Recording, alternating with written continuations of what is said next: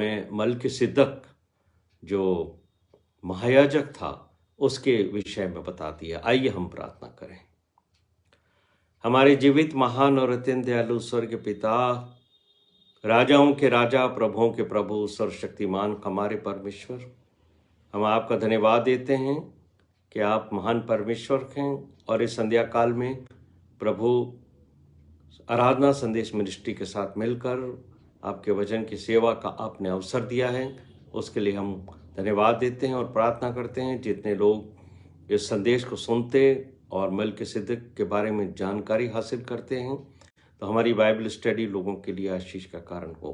सब बातें मिलकर हम सब के लिए भलाई को उत्पन्न करें। इस विनती को हमारे उद्धारकर्ता प्रभु यीशु मसीह के नाम से मांगते सुनो, कबूल कर, आमीन। मेरे साथ आप निकालें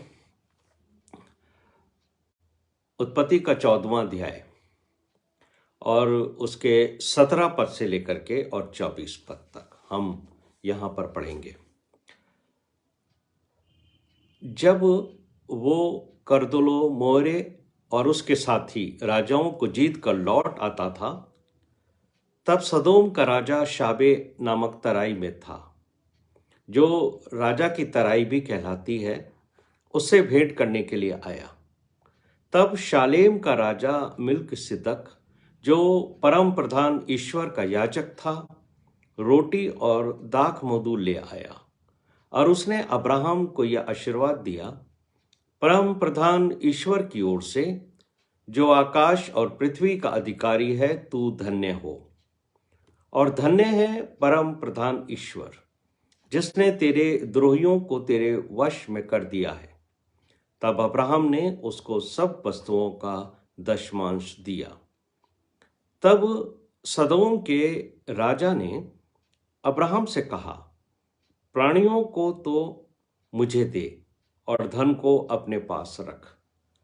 अब्राहम ने सदोम के राजा से कहा, परम प्रधान ईश्वर यहोवा, जो आकाश और पृथ्वी का अधिकारी है, उसकी मैं यह शपथ खाता हूं कि जो कुछ तेरा है उसमें से ना तो मैं एक सूत और न जूती का बंधन, न कोई और वस्तु लूंगा, कि तू ऐसा ना कहने पाए कि अब्राहम मेरे ही कारण धनी हुआ।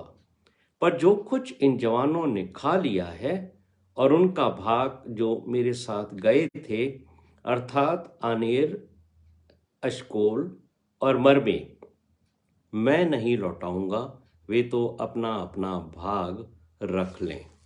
ये परमेश्वर का वचन है और इसके पढ़े और सुने जाने पर प्रभु हम सबको आशीष दे। आज हम मलिकिसिदक के बारे में चर्चा करेंगे और उसके जीवन से बहुत सारी चीज को हम सीख सकेंगे। 14वां अध्याय जब हम पढ़ते हैं तो हमें मालूम होता है कि अब्राहम का जो भतीजा है लूत, वो समस्याओं में घिर गया है। और इससे हमें यही सीखने को मिलता है कि जब हम परमेश्वर के वचन के अनुसार नहीं चलते, उसकी इच्छाओं के विपरीत हम अपना जीवन व्यतीत करते हैं, उसकी आज्ञाओं के विपरीत हम चलते हैं, तब हम अपने आप जो हैं वो कई समस्याओं को आमंत्रित करते हैं। यानी हमारे पर संसार की बहुत सारी समस्याएं आ जाती हैं। और यहां पर भी हम देखते हैं कि सदोम के राजा जहां जाकर लूत रहने लगा था, वहां के राजा का कुछ राजाओं के साथ युद्ध हो गया और वो जो राजा थे वो सदोम और अमोरा के राजा के ऊपर हावी हो गए और उन्होंने उन सब को जीत लिया और उनको और उनकी प्रजा को और उनके धन बल जो भी उनके पास पशु थे सबको लेकर वो चले गए।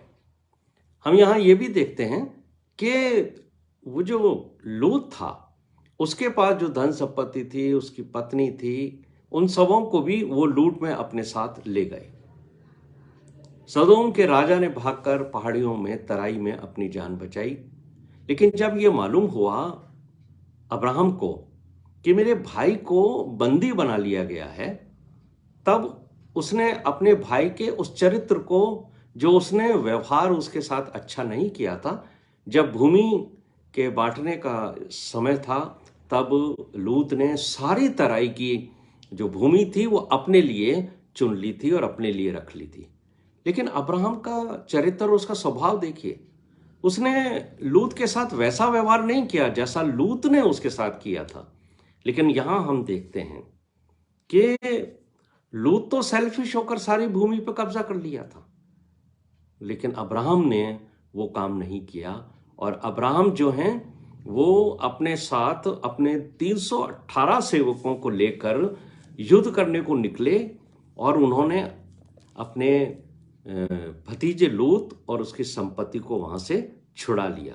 और जब वो लौट रहे थे, जब अब्राहम थका हुआ था, उसके सेवक बहुत थके हुए थे, जब ये लौट रहे थे तो ये उस समय की ये प्रथा थी कि जो भी लूट के अंदर, युद्ध के अंदर आप सामान जीतते हो, यानी धन संपत्ति, सोना चांदी, वो सब उस व्यक्ति का होता है जिसने युद्ध में विजय को प्राप्त किया है। तो हम यहां पर देखते हैं कि अब्राहम जब लौटा तो उसके पास जो लूट का बहुत सारा धन संपत्ति और सोना था। लेकिन ऐसे समय में एक परमेश्वर अपने सेवक को, जिससे जिससे अब्राहम अनजान था, यानी परमेश्वर ने अब्राहम और उसके सेवकों के लिए अपने एक सेवक को भेजा जिसको अब्राहम पहले नहीं जानता था, उसके पास भेजा और उसका नाम था मलकीसिदक। मलकीसिदक क्यों हमारे लिए महत्वपूर्ण है? क्योंकि भजन 110:4 के अंदर ये एक भविष्यवाणी परमेश्वर की ओर से की गई है। वो हमारे प्रभु यीशु मसीह से संबंधित भविष्यवाणी है। और यहोवा, वहां लिखा है, यहोवा ने शपथ खाई। क्या शपथ खाई है? कि तू मलकीसिदक की रीति पर सदैव का याजक होगा।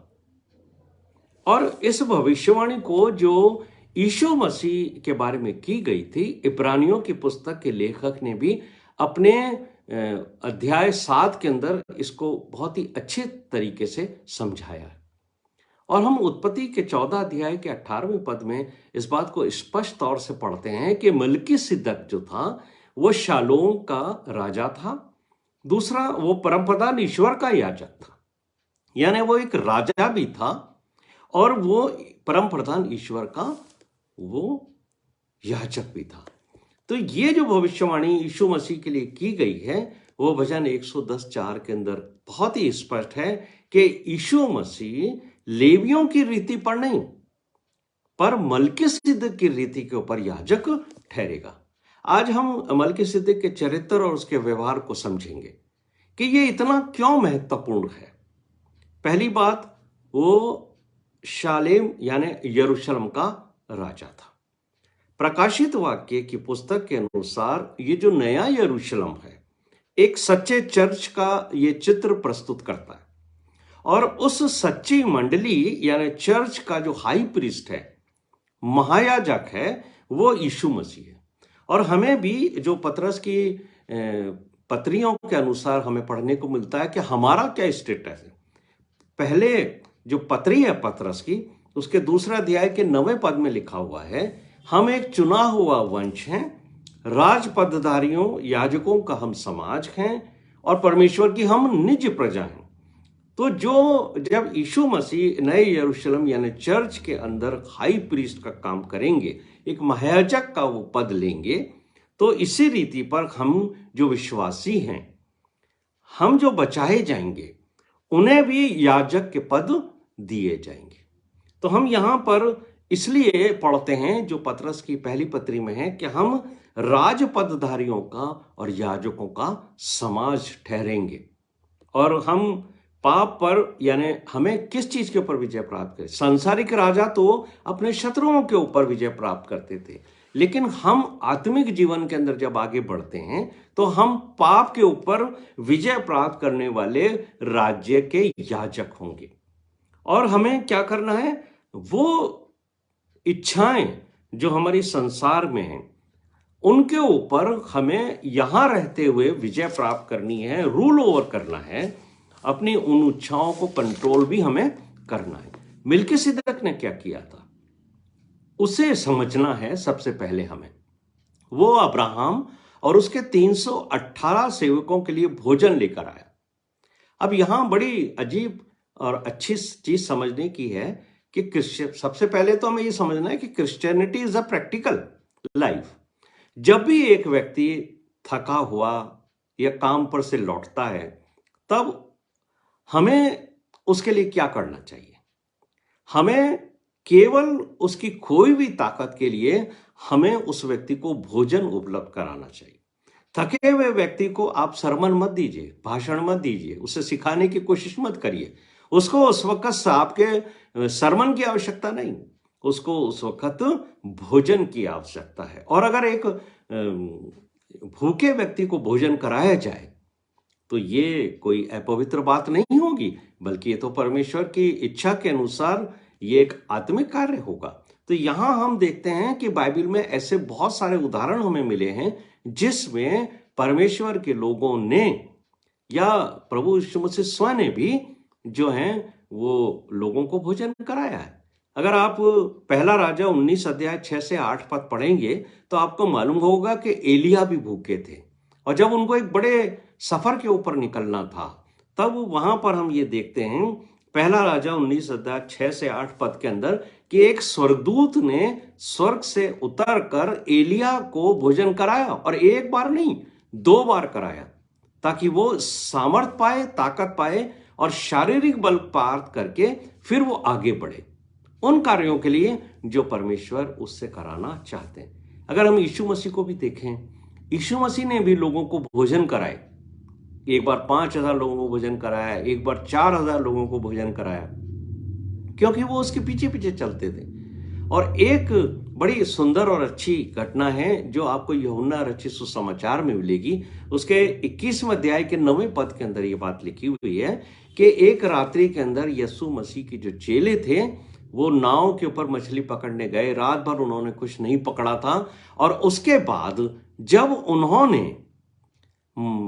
प्रभु यीशु मसीह की आज्ञा के अनुसार जाल डाला और बहुत सारी मछलियां पकड़ के वो किनारे आए, तब उनके लिए प्रभु यीशु मसीह ने पहले से भोजन का प्रबंध करके रखा था, क्योंकि प्रभु जानते थे कि इन्होंने रात भर बहुत मेहनत करी है, अब ये थके हारे हैं, इनको इस वक्त किसी सरमन की आवश्यकता नहीं है, इनको इस वक्त भोजन की आवश्यकता है। और अगर आप इसको पढ़ोगे तो आपको मालूम पड़ेगा कि जब चेले किनारे के ऊपर आए तो उन्होंने वहां पर रोटी उनके लिए तैयार पाई, और वो किसने तैयार करके रखी हुई थी?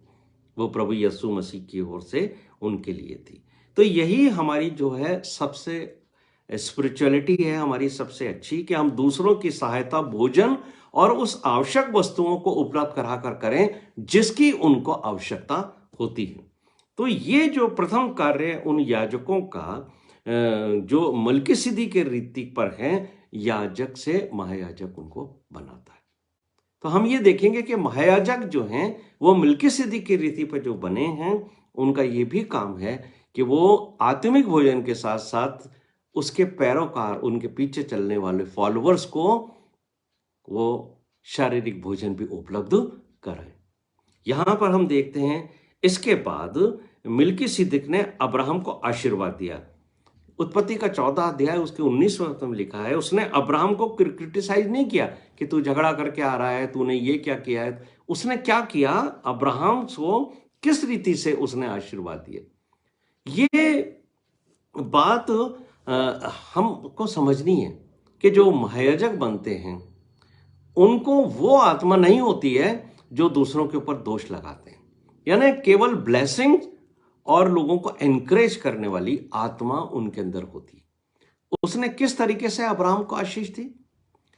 उसने कहा, धन्य है अब्राहम परम प्रधान परमेश्वर की ओर से जो स्वर्ग और पृथ्वी का अधिकारी है। उसने अब्राहम को स्मरण कराया कि तेरा परमेश्वर स्वर्ग और पृथ्वी का अधिकारी है।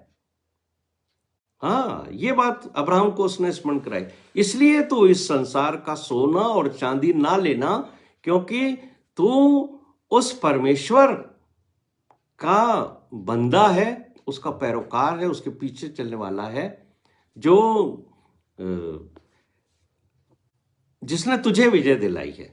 तो मेरे प्रिय भाइयों और बहनों, यहां पर हम इस बात को देखते हैं कि अब्राहम को उसने स्मरण कराया कि तेरा परमेश्वर जो है वो स्वर्ग और पृथ्वी का अधिकारी है, और स्वर्ग और पृथ्वी उसके पास है, तो तुझे किसी भी तरीके की जीत के अंदर जो धन संपत्ति तुझे मिली है उसको लेने की तुझे अब कोई आवश्यकता नहीं है। उन्हें तू बांट दे, उन्हें मत ले तू अपने पास।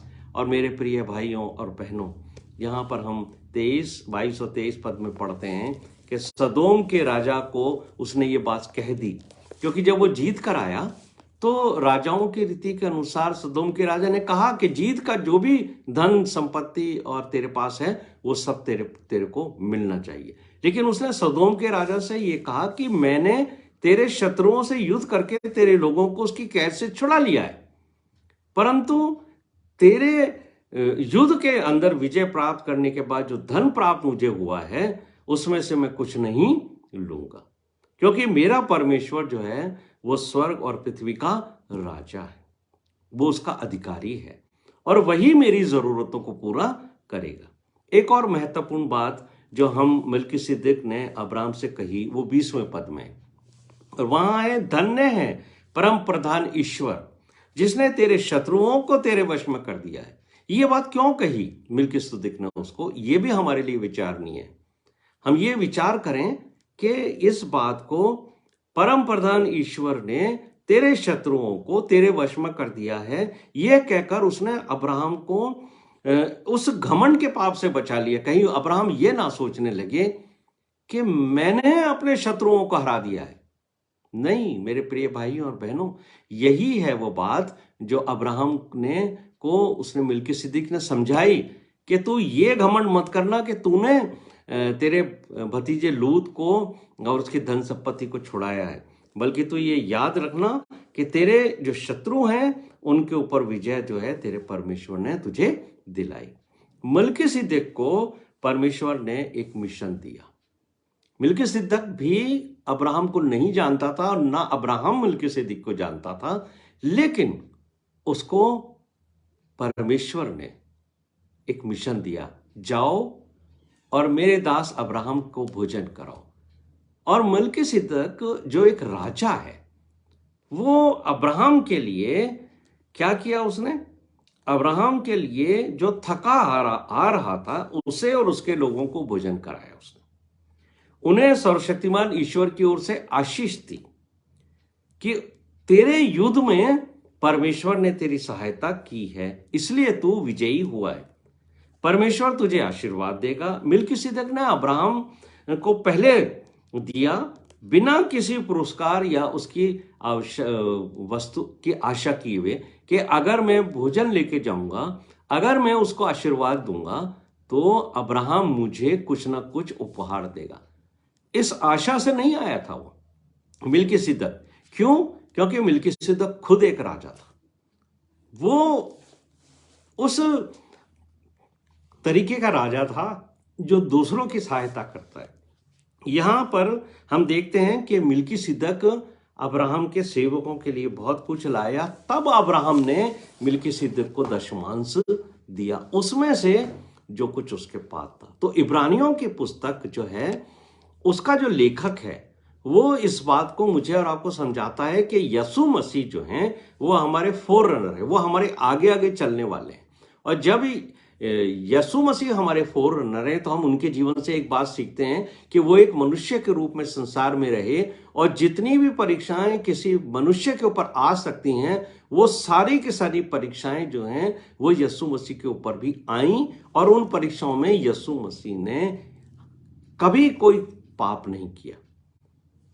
यही बात है कि एक मनुष्य का उदाहरण है हमारे सामने, इसलिए हम यीशु मसीह को फॉलो कर सकते हैं। मेरे प्रिय भाइयों और बहनों, यही है समझने वाली बात इब्रानियों के 7वें अध्याय के पहले पद के अंदर, जहां पर यह लिखा है कि मलिकिसिदक जो था वो यरूशलेम का राजा था। यानी मलिकिसिदक याजक के पद पर था, लेकिन वो लेवियों के याजक पद के अनुसार नहीं था। ये एक नए तरीके की सेवकाई है जो महायाजक पद तक जाती है। इब्रानियों की पुस्तक लिखने वाला एक बड़े ही इंटरेस्टिंग तरीके से इस बात को समझाता है कि जब अब्राहम मलिकिसिदक से मिला पहले 2 पदों के अंदर, तो अब्राहम ने उसे दशमांश दिया जो उसने युद्ध में से दिया है। 5वें पद में लिखा है क्योंकि लेवी भी अब्राहम के वंश से जन्मे थे। ये इब्रानियों की पुस्तक 7वां अध्याय उसके 5वें पद में लिखा है कि लेवी भी अब्राहम के वंश में जन्मे थे। तो हमें यह समझना चाहिए कि जो लेवी थे उन्होंने भी अब्राहम के शरीर का अंश होकर मिल्किसिदक को दशमांश दिया। हालांकि हम ये बात देखेंगे कि परमेश्वर ने जिन लेवियों को याजक और महायाजक का पद दिया था, महायाजक तो हारून को बनाया गया था और हारून के जो पुत्र जीवित होते थे वो उस पद के ऊपर आते थे। तो हम इस बात को देखेंगे कि मिल्किसिदक जो है वो लेवियों के वंश से नहीं बना है महायाजक, वो जो है वो एक अलग तरीके का महायाजक है। और इसीलिए जो इब्रानियों का लिखने वाला कहता है वो बड़ी अजीब और बहुत ही अच्छी बात कहता है। वो ये बात कहता है कि लेवी जो थे वो तो लोगों को ये सिखाते थे कि हमें दशमांश दो, अगर तुम दशमांश परमेश्वर को नहीं चढ़ाओगे तो परमेश्वर तुम्हें प्रताड़ित करेंगे। और वो दशमांश लेवी अपने पास रखते थे और अपने लिए वो इस्तेमाल करते थे। ये समझने वाली बात है कि मिल्किसिदक ने अब्राहम से कोई दशमांश नहीं मांगा था। उसने पहले उसके लिए भोजन की व्यवस्था करी, उसके और 318 उसके सेवकों के लिए उसको आशीर्वाद दिया। और फिर जब वो जाने लगा तब अब्राहम ने दशमांश दिया। तो मिल्किसिदक के रीति पर जो याजक बनते हैं वो उस पद की गरिमा को रखते हैं जो मिल्किसिदक की थी, कि वो एक राजा भी था। तो राजा जो होते हैं वो कभी किसी से कुछ प्राप्त नहीं करते बल्कि वो देते हैं। और यीशु मसीह के लिए जो बात 110 भजन संहिता में लिखा है कि तू मिल्किसिदक की रीति के ऊपर राजा होगा, तो ये जान लीजिए कि हमारा प्रभु यीशु मसीह भी देने वाला परमेश्वर है। यीशु मसीह ने कभी किसी से दशमांश नहीं मांगा अपनी पूरी सेवकाई के अंदर। और यीशु मसीह को यदि कोई भेंट देता था तो वो उसको स्वीकार करता था। जैसे अब्राहम ने मिल्किसिदक को दशमांश दिया तो मिल्किसिदक ने उस दशमांश को स्वीकार किया एक भेंट के रूप में और फिर उसको आशीर्वाद दिया। तो यीशु मसीह की मिनिस्ट्री में भी हम ये देखते हैं लूका का 8वां अध्याय उसके 2 और 3 पद में कि हेरोदेस के भंडारी खोजा की पत्नी योअन्ना और सुसन्ना और बहुत सी अन्य स्त्रियां वे अपनी संपत्ति से यीशु मसीह की सेवा करती थीं। और यीशु मसीह को जो लोग भेंट देते थे यीशु मसीह अपने सेवक अपने प्रेरित यहूदा इस्करियोती के पास रखाते थे जिसके पास थैली रहती थी। लेकिन ज्यादातर मसीही मंडलियों में और उनके अगुओं को जो लेवियों की प्रथा पे कार्य करते हैं उनको हमेशा इस बात की इच्छा होती है कि लोग जो हैं वो दशमांश दें, वो दशमांश मांगते हैं।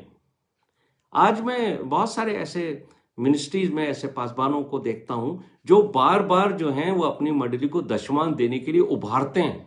ये जितने भी लोग हैं ये लेवियों की प्रथा के अनुसार याजक हैं जो दशमांश की उम्मीद रखते हैं, क्योंकि यीशु मसीह ने अपनी मिनिस्ट्री में कभी दशमांश नहीं मांगा। तो यदि आप यीशु मसीह की प्रथा के अनुसार उसके अनुसार याजक पद पर आते हो तो फिर आप उस गरिमा को हमेशा बना के रखोगे जो यीशु मसीह ने बना के रखी, कि उसने अपनी मिनिस्ट्री के लिए कुछ नहीं मांगा बल्कि अपने पास से उसको दिया, लोगों को दिया। यही आज हमारे उन प्रचारकों उन पास्टर्स और बिशप को समझना चाहिए कि वो क्या ओल्ड टेस्टामेंट के लेवियों की प्रथा के अनुसार याजक महायाजक हैं या यीशु मसीह की प्रथा के अनुसार जो मिल्किसिदक की रीति के ऊपर महायाजक था। लेवी जो याजक थे वो एक विशेष तरीके का ड्रेस पहनते थे, लेकिन हम देखते हैं यीशु मसीह की मिनिस्ट्री में कि न तो यीशु मसीह ने न उसके चेलों ने कोई अलग तरीके का ड्रेस अपनाया, बल्कि वो साधारण लोगों की तरह ड्रेसेस पहनते थे, लोगों में उठते बैठते और घुल में वो अपने आप को एक अलग सा नहीं साबित करते। ये बात अलग है कि मूसा को परमेश्वर ने आज्ञा दी थी कि हारून जो महायाजक होगा और जो उसके लेवी वंश के लोग याजक होंगे वो किस तरीके के कपड़े पहनेंगे और किस तरीके का उनका लिबास होगा। लेकिन हम यीशु मसीह के रीति के ऊपर याजकों को देखना चाहते हैं जो एक साधारण रूप के अंदर साधारण लोगों के जैसा जीवन बिताते। इसलिए ये जो आपने बहुत सारे चर्चेस के अंदर देखे होंगे कि ये जो पासवान हैं या बिशप्स हैं वो अपने एक अलग तरीके का गौन पहनते हैं, अलग तरीके का अंगरखा पहनते हैं, लेकिन ये तो वो प्रथा है जो लेवियों के वंश के अनुसार थी। ये यीशु मसीह के पीछे चलने वाले याजकों का पहनावा नहीं है। उनका पहनावा तो साधारण मनुष्यों की जैसा होना चाहिए, क्योंकि वो जो लेवियों के वंश थे उनके लिए था, जो इसराइलियों से आते थे उनके लिए विशेष पोशाक थी, ताकि लोग जाने कि हमें इनको दशमान देना है, और उस दशमान से ही जैसे यीशु मसीह भेंट स्वीकार करते थे, आप भी भेंट को स्वीकार कर सकते हो। यहां पर हम एक बात और देखते हैं जो पुरानी प्रथा में थी, कि वो एक भवन को परमेश्वर ने कहा था कि मैं इस भवन को प्रार्थना का भवन ठहराऊंगा, और इस स्थान के ऊपर जो प्रार्थनाएं की जाएंगी वो प्रार्थनाएं मैं सुनूंगा। तो एक स्थान निश्चित किया गया था इसराइलियों के लिए कि ये परमेश्वर का भवन है, और उस भवन के अंदर परमेश्वर की उपस्थिति रहती थी। बाकी दूसरे स्थानों के ऊपर इसराइली लोग ये नहीं महसूस करते थे कि यहां पर भी परमेश्वर की उपस्थिति है। वो सोचते थे मंदिर में ही परमेश्वर उपस्थित। लेकिन जब हम न्यू टेस्टामेंट में आते हैं, नई वाचा में आते हैं, जब हम यीशु मसीह के पीछे चलते हैं जो हमारा महायाजक है, तो अब यीशु मसीह के द्वारा जो याजकों की प्रथा है उसमें हम भी याजक बने हैं। और पौलुस हमें इस बात को कहते हैं कि अब हाथों के बने हुए भवन में परमेश्वर नहीं रहता है। पहला कुरिन्थियों 6 अध्याय उसके 19वें पद में पौलुस ने इस बात को स्पष्ट किया है कि तुम्हारा शरीर पवित्र आत्मा का मंदिर है। यानी मेरा और आपका शरीर पवित्र आत्मा का मंदिर है, परमेश्वर हमारे अंदर रहता है। अब वो हाथ के बने हुए भवनों में नहीं रहता। ये जो मिल्कीसिदक के समय याजकों की प्रथा थी, ये उन पूरी पुरानी प्रथाओं से बिल्कुल अलग थी। उत्पत्ति का 14वां अध्याय 17 से 20 में जो बात हमने पढ़ी है, वो अब्राहम और मिल्कीसिदक के जीवन के ऊपर है। लेकिन अब्राहम जब मिलने आया तो अपने साथ भोजन की सामग्री लेकर आया, उसने अब्राहम को आशीर्वाद दिया, और अब्राहम ने इसलिए नहीं कि वो याजक के रूप में उसके पास आया था, पर इसलिए भेंट उसको चढ़ाई कि उसने उसकी उस समय सहायता की जब वो भूखा था और उसके दास भी भूखे थे।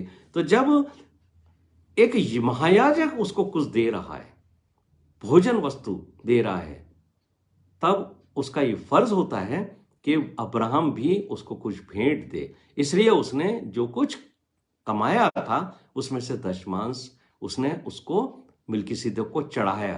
तो वो ये एक टैक्स के रूप में नहीं है कि जब जो है वो दशमांश चढ़ाना ही है आपको। नए नियम में, नई वाचा में कहीं पर भी आपको साथ ये जोर जबरदस्ती नहीं की गई है कि आप दशमांश परमेश्वर के भवन में चढ़ाएं ही चढ़ाएं, बल्कि ये कहा गया है कि जो लोग इच्छा से देना चाहते हैं, जो लोग खुशी के साथ देना चाहते हैं, वो लेके आए हैं भेंट। और जरूरी नहीं है कि आप दशमान दें, आप 20 मांझ दीजिए, 30 मांझ दीजिए, 50 मांझ दीजिए, आप जितना चाहे दें, लेकिन ना तो कुड़ के दें, ना डर के दें, ना घबरा के दें, बल्कि अपनी इच्छा के अनुसार दें, प्रेम पूर्वक लाएं, खुशी के साथ परमेश्वर को भेंट चढ़ाएं। ये दशमांश की प्रसाद जो है वो लेवियों के द्वारा जो याजक बने थे उनके ऊपर और उनके द्वारा लागू की गई है, ना कि मिल्कीसिदक के द्वारा लागू की गई है। मिल्कीसिदक के अनुसार प्रभु यीशु मसीह हमारे महायाजक हैं। यहां पर जो हम बात ये देखते हैं कि मिल्कीसिदक लेवियों के वंश के अनुसार नहीं था, बल्कि वो एक अलग प्रथा उसने दी, वो राजाओं के वंश में से था। मिल्कीसिदक ने एक राजा की डिग्निटी को, राजा के सम्मान को तो कायम किया, और वही डिग्निटी यीशु मसीह ने और पौलुस ने भी अपने जीवन के अंदर अपनी मिनिस्ट्री में करी कि यीशु मसीह भी एक राजा था। हम यीशु मसीह को यरूशलेम का राजा कहते हैं, और हम इस बात को देखते हैं कि यीशु मसीह ने कभी कोई जो है दशमांश की डिमांड नहीं करी। आज के समय में हम इस बात को बहुत सी चीज को ध्यान से देखते हैं, और हमने पुराने समय में भी देखा कि जो लोग दशमांश पर निर्भर रहते हैं, यदि दशमांश उसको ना दिया जाए तो वो उस सेवकाई को छोड़कर चले जाते हैं। और ऐसा लेवियों के अनुसार जो सेवकाई करते थे उनके जीवन में हो गया। अगर आप नहेमिया की पुस्तक पढ़ें, नहेमिया की पुस्तक 13वें अध्याय के 10वें पद में स्पष्ट तौर से लिखा है कि जब लेवियों को दशमांश नहीं मिल रहा था तो उन्होंने वो सेवकाई छोड़ दी। परमेश्वर की भवन की, और वो कहां लौट गए? वापस अपनी खेती करने की लौट गए। उन्होंने कहा परमेश्वर की भवन की सेवा हम नहीं कर सकते क्योंकि हमें दशमांश लोग लाके नहीं दे रहे हैं। इसीलिए फिर बाद में मलाकी के पुस्तक के अंदर ये बात कही गई है, दूसरे अध्याय के 10वें पद के अंदर, कि जो है वो सारे लोगों को, इसराइलियों को कहा गया कि दशमांश जो है वो परमेश्वर के भवन में लाओ ताकि उसके भवन में भोजन वस्तु रहे। भोजन वस्तु उनके लिए थी जो भोजन खाते हैं। परमेश्वर तो आपका दिया हुआ भोजन नहीं खाता। परमेश्वर को तो आपकी भेंटों की आवश्यकता नहीं है कि आप उसको दशमांश दें, क्योंकि दशमांश देने के बाद फिर आदमी के मन में होता है कि मैंने अपना जो टैक्स था मेरा वो दे दिया मैंने, अब 90% मैं कैसे इस्तेमाल करूं? इसका सवाल, इसका जवाब मैं परमेश्वर को नहीं दूंगा, मैं अपनी इच्छा से कर सकता हूं। लेकिन नहीं मेरे प्रिय भाइयों और बहनों, हमें इस बात को समझना है कि मिल्कीसिदक वास्तव में यीशु मसीह की एक तस्वीर है। यीशु मसीह की तस्वीर है। यीशु मसीह क्या थे? किंग ऑफ राइचियस, धार्मिकता के वो राजा थे, शांति के राजकुमार, शांति का राजा था वो। और ये जो शब्द है मिल्कीसिदक जो हिंदी में लिखा हुआ है, दरअसल ये है मिल्क ए सिदक। इसको 3 हिस्सों में बांटा गया है। मलिक ए सिदक, मलिक का मतलब होता है राजा, किंग, और सिदक का मतलब होता है सत्यता, सच्चाई। वो राजा जो सच्चाई का राजा है। यीशु मसीह सत्य के राजकुमार हैं, यीशु मसीह सत्य के राजा हैं।